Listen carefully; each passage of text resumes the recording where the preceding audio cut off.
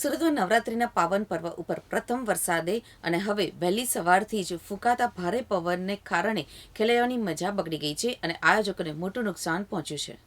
સુરત શહેરના open ground garba આયોજનોમાં પવનના કારણે ભારે તારાજી સર્જાઈ હોવાના અહેવાલ છે, જેના પગલે ખેલૈયાઓમાં નિરાશા વ્યાપી ગઈ છે.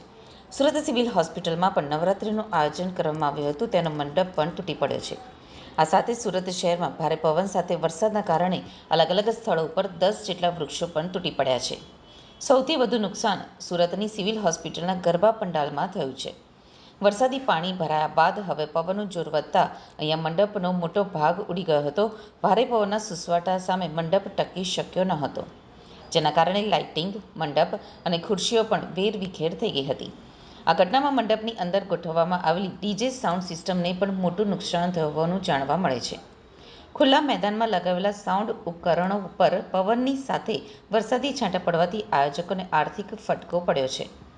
સુરત શહેરમાં વહેલી સવારથી જ ભારે પવન ફૂંકાઈ રહેવાની ગરબાના મેદાનોમાં કાદવ કીચડનું સામ્રાજ્ય જામ્યું છે અને હવે પંડાલને પણ નુકસાન થતાં ઓપન ગ્રાઉન્ડ ગરબા રમતા ખેલૈયાઓની નવરાત્રિની મજા બગડી ગઈ છે.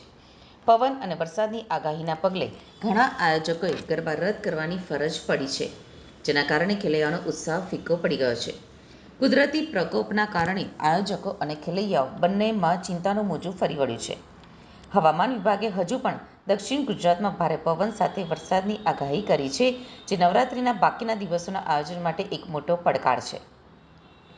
સુરત શહેરમાં આજે ભારે પવન ફૂંકાવાના કારણે જનજીવન પ્રભાવિત થયું છે. ભારે પવન અને વરસાદના લીધે શહેરમાં જુદી જુદી જગ્યાએ 10 જેટલા વૃક્ષો ધરાશાયી થયા હોવાના અહેવાલ છે.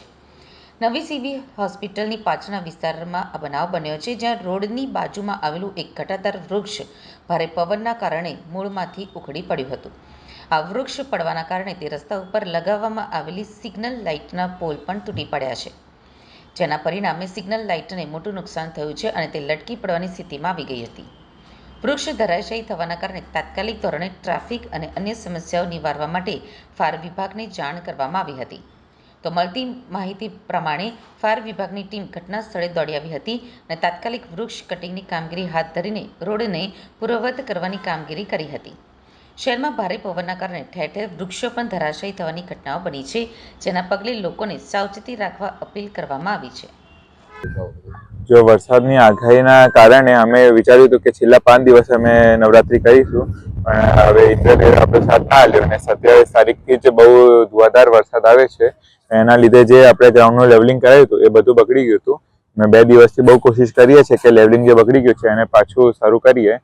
કાલ રાત્રે બહુ હવા આવી, એના કારણે બધું જે આપણા લોખંડના થાંભલા ને કપડાં બધું હતું એ બધું તૂટી ગયું છે, સીડી તો પડી ગઈ છે. અને સવારથી જ બધા મંડપવાળા અને બધા ઓર્ગેનાઇઝર કોશિશ કરીએ છીએ કે જે પણ નુકસાન થયું છે એ પાછું આપણે ઊભું કરી દઈએ. આજે રાત્રે પણ નવરાત્રી આપણે ઉજવીએ. કેટલા લોકો ગરબા રમવા આવે છે? જો આપણે સિવિલ હોસ્પિટલના ગરબામાં ખાલી સિવિલના સ્ટુડન્ટ્સ ને બધા ડોક્ટર્સ જ ઇન્વાઇટ હોય અને એમની ફેમિલી આવે.